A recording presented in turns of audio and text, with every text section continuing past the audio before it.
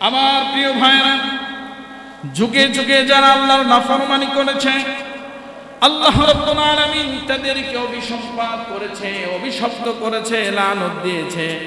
এই জন্য কোরআনুল কারীমের মধ্যে আল্লাহ তাআলা এক এক করে এক এক সূরা, এক এক অধ্যায়, এক এক পারার মধ্যে প্রত্যেকটা বিষয়টাকে আল্লাহ তুলে ধরেছেন। আল্লাহ রাব্বুল আলামিনের কাছ থেকে যারা অভিশপ্ত, এদের শ্রেণীবিন্যাস কোরআনে ধারাবাহিকভাবে দেওয়া নাই। কিন্তু যারা মুফাসসির, যারা আলেম, যারা কোরআন বোঝে, যারা কোরআন অর্থ বোঝে, ব্যাখ্যা বোঝে, এরা কোরআন খুললেই বুঝতে পারে কি কি বিষয় কোন আয়াতটা নাজিল হয়েছে। আর এর ধারাবাহিকতা আকারে এক একজন আলেম এক একটা ধারাবাহিকভাবে আলোচনা করে। আর আমি কোরআনে লানতপ্রাপ্তদের তালিকা করতে গিয়া সর্বপ্রথম যার নাম পেয়েছি, আপনারা কি তার নামটা শুনতে চান? আল্লাহ রাব্বুল আলামিন যাদের প্রতি রাগান্বিত, যাদের প্রতি গুসা করেছেন, যাদেরকে অভিসম্পাত করেছেন, যাদের প্রতি আল্লাহ লানত নাজিল করেছেন, এই শ্রেণী বিন্যাসের মধ্যে আল্লাহর পক্ষ থেকে সর্বপ্রথম যিনি লানত প্রাপ্ত হয়েছে তিনি আর কেউ নয়, তার নাম হলো ইবলিস। কে? বাসা কোথায়? জামগড়া? সর্বপ্রথম যাকে আল্লাহ লানত দিয়েছে তার নাম কি? ইবলিস। কেন? সে আল্লাহর কথা অমান্য করেছে, আল্লাহর হুকুমকে সরাসরি ডিনাই করেছে, সরাসরি বিরোধিতা করেছে। কে? কথা বলতে হবে, কে? ইবলিস। আসেন সূরাতুন নিসা 118 নম্বর আয়াতে আল্লাহ বলছেন, وقال لأتخذن من عبادك نصيبا مفروضا। আল্লাহ বলেন, আল্লাহ যাকে অভিসম্পাত করেছে, যাকে অভিশপ্ত করেছেন, যে আল্লাহকে বলেছিল আমি তোমার বান্দাদেরকে নির্দিষ্ট একটি অংশকে পথভ্রষ্ট করে দেব। শয়তান, যার নাম ইবলিস, এটা আল্লাহর সাথে সরাসরি বলছে তুমি কেমনে করে তোমার বান্দাদেরকে জান্নাতে নাও, আমি দেখব তোমার বান্দাদের মধ্য থেকে এক শ্রেণীর বান্দাগুলাকে ভুলায়া ভালায়া আমি তাদেরকে জাহান্নামে নিয়ে যাব। নাউজুবিল্লাহ বলেন। কিন্তু সবাইকে কি নিতে পারবে? সবাইকে কি জাহান্নামে নিতে পারবে? না। কেমনে নিবে? সম্ভব না তো। আজান হওয়ার আগে আমার অনেক মুসল্লি ভাইরা এসেছেন। এই যে সুন্দর মনের মানুষ, জুমার দিন সকাল থেকেই প্রস্তুতি, কখন মসজিদে যাব, কখন মসজিদের আজান আসবে। যাদের অন্তরের সাথে এই কলিং বেল লাগানো আছে, মসজিদের মাইকে টুনটুন করে আওয়াজ বাজে, আল্লাহু আকবার হাইয়া আলাস সালার ধ্বনি যখন রিংটনে বেজে ওঠে মসজিদের মাইকে, আল্লাহর কিছু গোলাম আছে তাদের অন্তরের সাথে এরকম টুনটুন বাজতে থাকে। কথা বলেন ঠিক না বেঠিক? তাহলে যাদের অন্তরের সাথে আজানের এরকম একটা রিংটোন বাজতে থাকে, তারা কি জাহান্নামে যেতে পারে?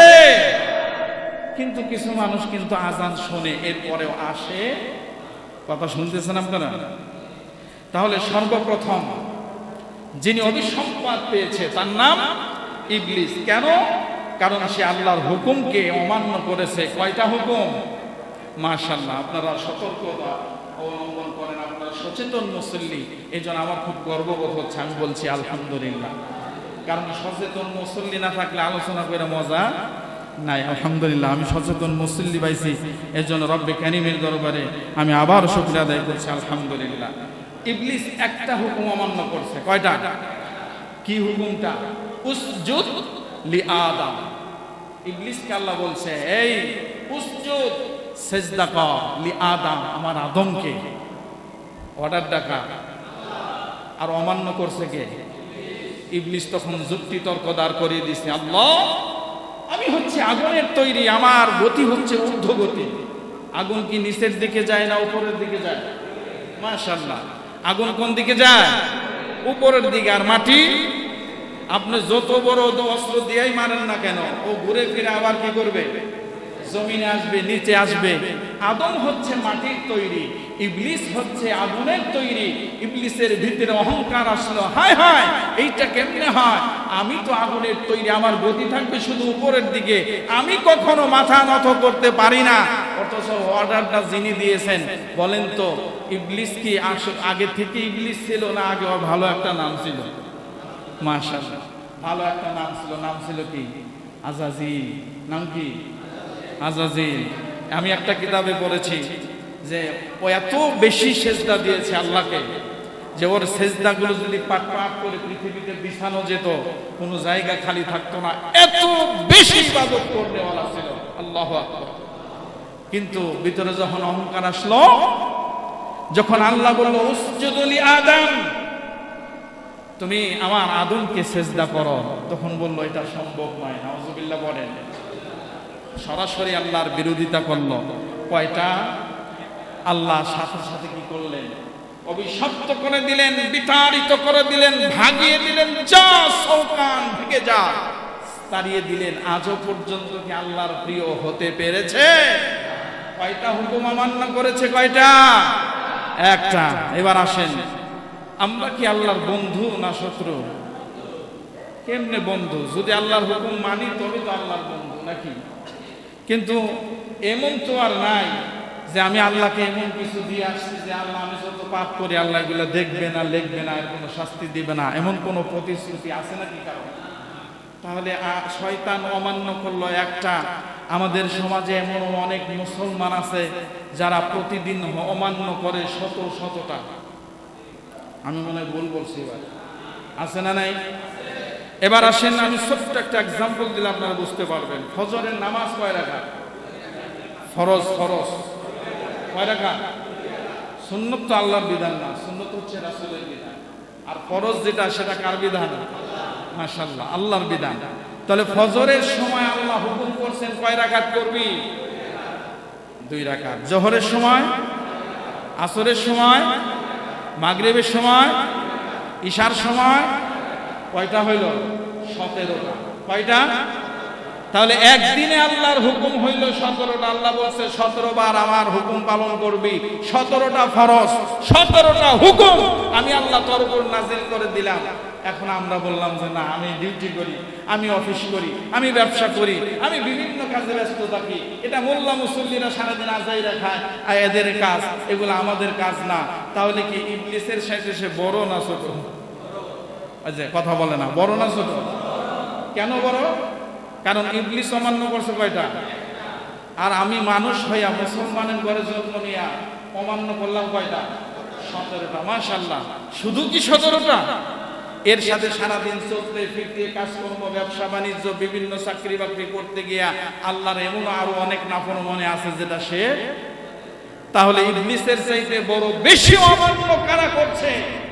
আদম সন্তানেরা, আমরা। কারা? আমাদের সমাজে হাজারো মুসল্লি, হাজারো মুসলমান, হাজারো নরনারী, হাজারো নারী পুরুষ আছে না নাই?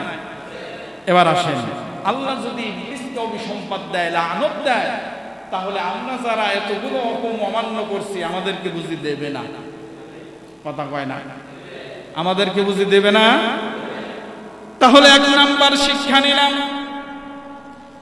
আল্লাহর হুকুম যারা সরাসরি অমান্য করে এরা ইবলিসের চাইতেও বড়টা হয়ে যায়। কারণ হলো ইবলিস আল্লাহর হুকুম অমান্য করেছিল একটা, আর মুসলমানের ঘরে জন্ম নিয়া, হাজী সাহেবের নাতি হইয়া, মুসলমানের বাচ্চা হইয়া, নামের আগে মোহাম্মদ লাগায়া, জন্মের সময় আজানে কামত দিয়া, আবার 10 বছর, 6 বছর, 8 বছর কালে সুন্নতে খাতনা মুসলমানি করায়া, এই লোকটাও যদি ইবলিসের মতো হয়ে যায়, ইবলিস যেমন আল্লাহর পক্ষ থেকে লানত পেয়েছে, মুসলমান সমাজে মুসলমানের ঘরে বাস করেও বহু মুসলমান এরকম আল্লাহর লানত প্রাপ্ত আছে না নাই? আল্লাহ রাব্বুল আলামিন জাহান্নামীদেরকে ডাক দিয়ে বলবেন, ও জাহান্নামীরা, তোমরা কেন জাহান্নামে আসলা? কি কারণে তোমাদেরকে জাহান্নামে আসতে হলো? মা সালাকাকুম ফি সাকার, কি অপরাধে, কি দোষের কারণে তোমরা জাহান্নামে আসলা? জিজ্ঞাসা করবে কে? একটু আওয়াজ করে বলেন কে? মা সালাকাকুম ফি সাকার, কি হলো জাহান্নামে কেন আইলা? তোমার সমাজের মধ্যে কি কোনো যোগ্য আলেম ছিল না? তোমার এলাকার মধ্যে কি কোনো ভালো মানুষ ছিল না?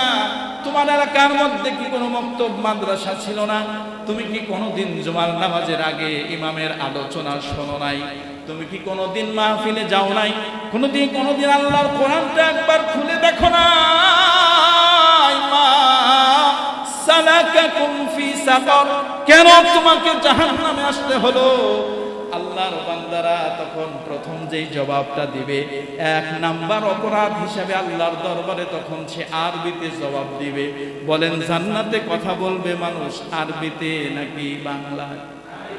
জাহান্নামে কথা বলবে আরবিতে না ইংরেজিতে? যেই ব্যক্তি জীবনেও আরবি জানে না, আলিফ বা তা সাও পড়ে নাই, সেও ব্যক্তি ওই দিন জাহান্নাম থেকে উত্তর দিবে ক্বালু লাম নাকু মিনাল মুসাল্লিন। আল্লাহু আকবার। ক্বালু লাম নাকু মিনাল মুসাল্লিন। আল্লাহ, দুনিয়ায় থাকতে আমি নামাজ পড়ি নাই।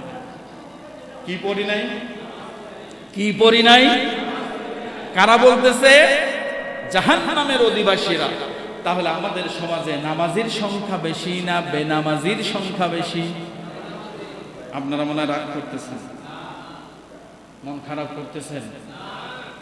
তাহলে ইবলিসকে যেমন আল্লাহ লানত দিয়েছে, শুধুমাত্র উসজুদ লি আদম, আদমকে সিজদা না করার কারণে মুসলমানের ঘরে জন্ম নিয়ে হাজারো নামের আগে মুহাম্মদ লেখা এরকম লক্ষ লক্ষ মুসলমানের বাচ্চারাও এরকম ইবলিসের সাথে জাহান্নামে যাবে। কেন? কারণ ওই যে ইবলিস যে হুকুমটা অমান্য করছিল, সিজদা দেয় নাই, আজকে মুসলমানের ঘরে জন্ম নিয়ে মুসলমানের সমাজে বাস করে, ঈদের নামাজ পড়ে, কুরবানি করে, হজ করে, যাকাত দিয়ে, এরপরেও যারা আল্লাহকে সিজদা দিতে আসবে না, তারাও ইবলিসের কাতারে চলে যাবে। কথাটা কি আল্লাহর না মোল্লার? আল্লাহর না মোল্লার? কার কথা? আল্লাহর কথা। এই জন্য আজকে থেকে আমরা নামাজ পড়বো না পড়বো না? নামাজ ধরবো না ছাড়বো? আল্লাহ তাআলা আমাদের তৌফিক দান করুন, বলেন আমিন।